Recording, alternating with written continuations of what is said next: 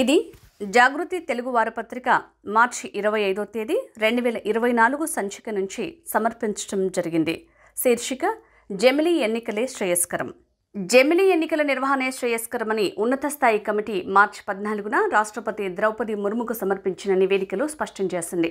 ఒకే దేశం ఒకే ఎన్నికపై అధ్యయనం చేయడానికి మాజీ రాష్ట్రపతి రామ్నాథ్ కోవింద్ నేతృత్వంలో కేంద్ర ప్రభుత్వం ఆ కమిటీని నియమించిన సంగతి తెలిసిందే. నిజానికి అందుబాటులో ఉన్న కొద్ది వనరులను గరిష్టంగా వినియోగించుకోవటం, అధిక సంఖ్యలో ఓటర్లు తమ ఓటు హక్కును వినియోగించుకునేలా చేయటం అనే లక్ష్యాల సాధనకు వీలుగా అధ్యయనం కోసం ఈ ఉన్నత స్థాయి కమిటీని కేంద్ర ప్రభుత్వం సెప్టెంబర్ 23, 2023న ఏర్పాటు చేసింది. ఏకగ్రీవ నిర్ణయంతో కమిటీ రాష్ట్రపతికి నివేదిక సమర్పించింది.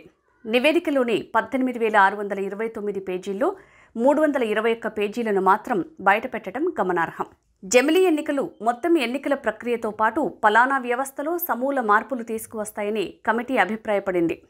దీనిపై ఈ స్పష్టమైన నిర్ణయానికి రావడానికి ముందు కమిటీ 191 రోజుల పాటు విస్తృత అధ్యయనం నిర్వహించింది. ప్రపంచవ్యాప్తంగా 6 దేశాల్లో అంటే దక్షిణాఫ్రికా, Sweden, Belgium, Germany, Japan, Indonesia దేశాల్లో అమల్లో ఉన్న జమిలీ ఎన్నికల ప్రక్రియను కమిటీ అధ్యయనం చేసింది. వివిధ రాజకీయ పార్టీలు, సుప్రీంకోర్టు, హైకోర్టుల ప్రధాన న్యాయమూర్తులు, ఎన్నికల సంఘం మాజీ ప్రధాన కమిషనర్లు, రాష్ట్ర ఎన్నికల కమిషనర్లతో వ్యక్తిగతంగా సంభాషించింది. సుప్రీంకోర్టు మాజీ ప్రధాన న్యాయమూర్తులు justice Deepak Misra, justice Ranjan Gogoi, justice Sharad Arvind Bobde, justice UU లలిత్తో పాటు 9 మంది హైకోర్టుల మాజీ ప్రధాన న్యాయమూర్తులు జమిలీ ఎన్నికలను సమర్థించారు. 3 హైకోర్టుల మాజీ ప్రధాన న్యాయమూర్తులతో పాటు ఎన్నికల సంఘం మాజీ కమిషనర్ ఒకరు వ్యతిరేకించారు. 4 ఎన్నికల సంఘం మాజీ ప్రధాన అధికారులు సమర్థించారు. కాగా లా కమిషన్, కేంద్ర ఎన్నికల సంఘంతో కమిటీ చర్చించింది. Bar Council of India, FICCI, CII, Assocham వంటి సంస్థల నుంచి సలహాలు తీసుకుంది. వివిధ ఆర్థికవేత్తలతో చర్చించింది. దేశ పౌరులు, ఇతర సంఘాల నుంచి సలహాలు, సూచనలు ఆహ్వానిస్తూ బహిరంగ ప్రకటన విడుదల చేయగా మొత్తం 21,558 స్పందనలు వచ్చాయి. ఇందులో 80% జమిలీకి సానుకూలత వ్యక్తం చేసినవి. తమిళనాడు, మహారాష్ట్ర, కర్ణాటక, కేరళ, పశ్చిమ బెంగాల్, గుజరాత్, ఉత్తరప్రదేశ్ రాష్ట్రాల నుంచి అధిక సంఖ్యలో స్పందనలు వచ్చాయి. స్వాతంత్ర్యం వచ్చిన తొలినాళ్లలో అధికారులు జమిలీ ఎన్నికల కోసం తీవ్రంగా కృషి చేసినప్పటికీ తర్వాతి కాలంలో ఇవి గాడి తప్పడానికి గల కారణాలపై లోతైన అధ్యయనం చేయాలని కమిటీ సూచించింది. ఈ అంశంపై త్వరలో లా కమిషన్ కూడా నివేదికను అందజేయనుంది. 2029 ఎన్నికల నుంచి ఈ జమిలీ ఎన్నికల ప్రక్రియను అమలు జరపాలని ఈ కమిషన్ సూచించే అవకాశం ఉందన్న వార్తలు వచ్చాయి. దీనిపై 62 పార్టీల అభిప్రాయాల్ని కోరగా స్పందించిన మొత్తం 47 పార్టీలు 32 జమిలీ ఎన్నికలకు ఓటేశాయి. 15 పార్టీలు వ్యతిరేకించగా మరో 15 పార్టీలు స్పందించలేదు. BJP, national people's party, AIADMK, Biju Janata Dal, Mizo national front, Shiv Sena, Janata Dal, Shiromani Akali Dal తదితర పార్టీలు అనుకూలంగా, Congress, Aam Aadmi party, Bahujan Samajwadi party, CPI, CPM, MIM, Trinamool Congress, DMK, Naga people's front, Samajwadi party వంటివి వ్యతిరేకించాయి. తెలుగు రాష్ట్రాలకు చెందిన తెలుగుదేశం, బీఆర్ఎస్, వైఎస్ఆర్సీపీలు స్పందించలేదు. తొలి దశలో లోక్సభ, అసెంబ్లీలకు కలిపి ఒకేసారి ఎన్నికలు నిర్వహించాలని, తర్వాతి దశలో మున్సిపాలిటీలు, గ్రామ పంచాయతీలకు ఎన్నికలు జరపాలని నివేదిక పేర్కొంది. లోక్సభకు కాలపరిమితిని రాజ్యాంగంలోని 83వ అధికరణం, శాసనసభల కాలపరిమితికి సంబంధించి 172వ అధికరణం వివరిస్తున్నాయి. జమిలీ ఎన్నికలు జరపాలంటే వీటిని సవరించడం అవసరం. ఇందుకోసం 82A అధికరణాన్ని రాజ్యాంగానికి జోడించాలని కోరుతూ ఈ సవరణకు రాష్ట్రాల అనుమతి అవసరం లేదని స్పష్టం చేసింది. ఈ నివేదిక ప్రకారం లోక్సభ లేదా అసెంబ్లీ తమ కాలపరిమితి కంటే ముందుగానే ఏదైనా కారణం చేత రద్దయితే మిగిలిన కాలానికి మాత్రమే మధ్యంతర ఎన్నికలు జరపాలి. లోక్సభ, అసెంబ్లీ ఎన్నికలతో పాటు మున్సిపాలిటీలు, గ్రామ పంచాయతీలకు ఒకేసారి ఎన్నికలు జరిపేందుకు వీలుగా రాజ్యాంగంలో 324A అధికరణాన్ని చేర్చాలి. ఫలితంగా 243E, 243U అధికరణాలతో సంబంధం లేకుండా మున్సిపాలిటీలు, గ్రామ పంచాయతీలకు సార్వత్రిక ఎన్నికలతో పాటే ఎన్నికలు నిర్వహించడానికి వీలవుతుంది. అయితే చట్టసభలకు ఎన్నికలు జరిగిన తర్వాత 100 రోజుల్లోగా వీటిని నిర్వహించాలి. వీటిల్లో ఏ సంస్థలకైనా కాలపరిమితి మధ్యలో ముగిస్తే వాటికి మిగిలిన కాలం వరకే మధ్యంతర ఎన్నికలు జరపాలి. అంతేకాదు ఈ మూడంచెల వ్యవస్థ కోసం ఒకే ఓటరు జాబితా రూపొందించాలని కూడా నివేదిక సిఫారసు చేసింది. ప్రస్తుతం ఆయా రాష్ట్రాల ఎన్నికల కమిషనర్లు ప్రధాన ఎన్నికల కమిషనర్ నుంచి జాబితాను తీసుకుని ఓటర్ల జాబితా తయారు చేస్తున్నారు. కొన్ని రాష్ట్ర ఎన్నికల సంఘాలు సొంతంగానే ఓటర్ల జాబితా రూపొందిస్తున్నాయి. కమిటీ నివేదిక అమలైతే ఒకే జాబితా తయారవటమే కాదు, ఎన్నికల సంఘాలకు పనిభారం తగ్గుతుంది. ఇందుకోసం 325వ అధికరణాన్ని సవరించాల్సి ఉంటుంది. ఎన్నికల నిర్వహణకు అవసరమైన ఈవీఎంలు, వీవీప్యాట్లు, సిబ్బంది, భద్రతా బలగాలు, మిగిలిన వస్తు సామాగ్రి ఎంత అవసరం ఉందో అందుకయ్యే ఖర్చు అంచనా కూడా చాలా స్పష్టంగా తెలిపింది. సాధారణ ఎన్నికల అనంతరం 82A అధికరణాన్ని అమల్లోకి తెస్తూ లోక్సభ మొదటి సమావేశ తేదీని నిర్ణయిస్తూ రాష్ట్రపతి నోటిఫికేషన్ జారీ చేయాలి. ఈ నోటిఫికేషన్ జారీ చేసిన తేదీని అపాయింట్మెంటెడ్ డేగా పరిగణించాలి. లోక్సభ అపాయింట్మెంటెడ్ డే తర్వాత ఏర్పడిన అసెంబ్లీలన్నీ లోక్సభ కాలపరిమితితో పాటే ముగిసేలా చూడాలి. ఇందుకు 83, 172 అధికరణల్లోని అంశాలతో ఎటువంటి సంబంధం ఉండరాదు.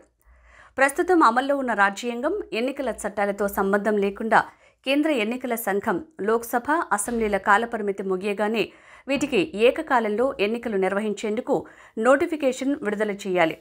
రాజ్యాంగంలోని 15వ విభాగంలోని నిబంధనల్ని వీటికి వర్తింపజేయాలి. ఒకవేళ ఏవైనా సవరణలు అవసరమైతే ఉత్తర్వుల ద్వారా ఎన్నికల సంఘం వాటిని అమల్లోకి తీసుకురావాలి. జమిలీ ఎన్నికల కోసం దాదాపు 18 రాజ్యాంగ సవరణలు అవసరం కావచ్చు. వీటిలో చాలా వాటికి రాష్ట్రాల అసెంబ్లీల ఆమోదం అవసరం లేదు. లోక్సభలో హంగ్ అవిశ్వాస తీర్మానం వంటి సందర్భాలు ఎదురైనప్పుడు మళ్లీ ఎన్నికలు నిర్వహించాలి. కొత్త సభను ఏర్పాటు చేయాలి. అప్పుడు కొత్తగా కొలువైన సభ మిగిలిన కాలానికి మాత్రమే పరిమితమై కొనసాగుతుంది. జమిలీ ఎన్నికల కోసం కేంద్ర ఎన్నికల సంఘం ఆయా రాష్ట్రాల ఎన్నికల సంఘాలతో సంప్రదించి ఉమ్మడి ఓటరు జాబితా, ఉమ్మడి గుర్తింపు కార్డుల్ని రూపొందించాలి.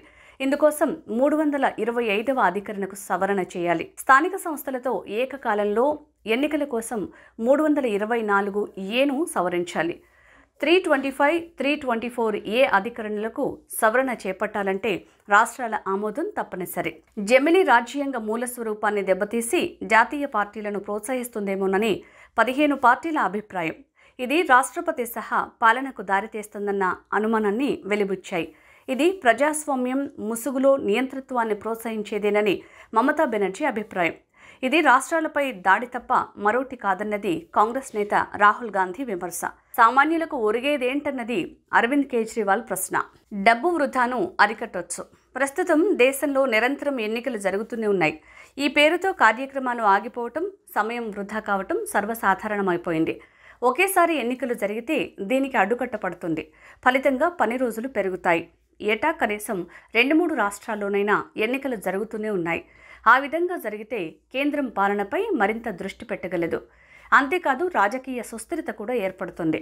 కేంద్రంలో అధికారంలో ఉన్న పార్టీకి సంపూర్ణ బలం లేకపోతే ప్రాంతీయ పార్టీలపై ఆధారపడక తప్పదని, అప్పుడు పాలనకు అవరోధాలు ఏర్పడతాయని బీజేపీ భావిస్తోంది.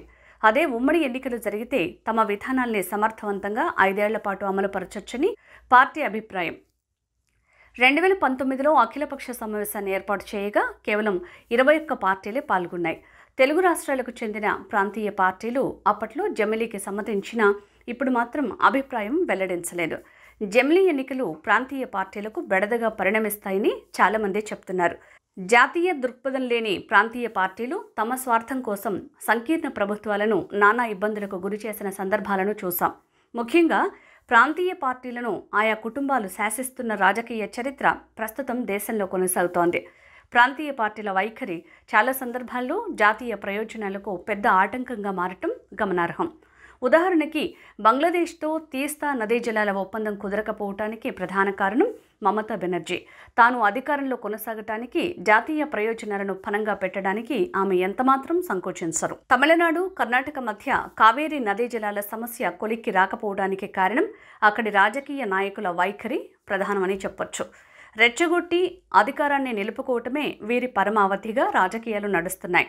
ప్రస్తుతం కేంద్రం అమల్లోకి తెచ్చిన ఉమ్మడి పౌరసత్వ చట్టం 2019పై కూడా తృణమూల్ కాంగ్రెస్, తమిళనాడులోని డిఎంకే, కేరళలోని లెఫ్ట్ ప్రభుత్వం, ఢిల్లీలోని ఆమ్ ఆద్మీ పార్టీ, కాంగ్రెస్ పార్టీలు ప్రజలకు అసలు వాస్తవాలు చెప్పకుండా తమ రాజకీయ ప్రయోజనాలకు అనుగుణంగా మాత్రమే తప్పుడు వివరణలు ఇస్తున్నాయి. ఇది ప్రమాదకరం. జమిలీ ఎన్నికలు జరిగితే జాతీయ పార్టీలకు, జాతీయ భావాలకు ప్రాధాన్యం హెచ్చుతుందని చెప్పడానికి పెద్దగా కష్టపడాల్సిన అవసరం లేదు. దీనివల్ల సంకుచిత ప్రాంతీయ ధోరణులకు అడ్డుకట్ట పడే అవకాశం లేకపోలేదు. ఇది జాగృతి తెలుగు వారపత్రిక మార్చి 25వ తేదీ 2024 సంచిక నుంచి సమర్పించడం జరిగింది. శీర్షిక జమిలీ ఎన్నికలే శ్రేయస్కరం. నమస్కారం.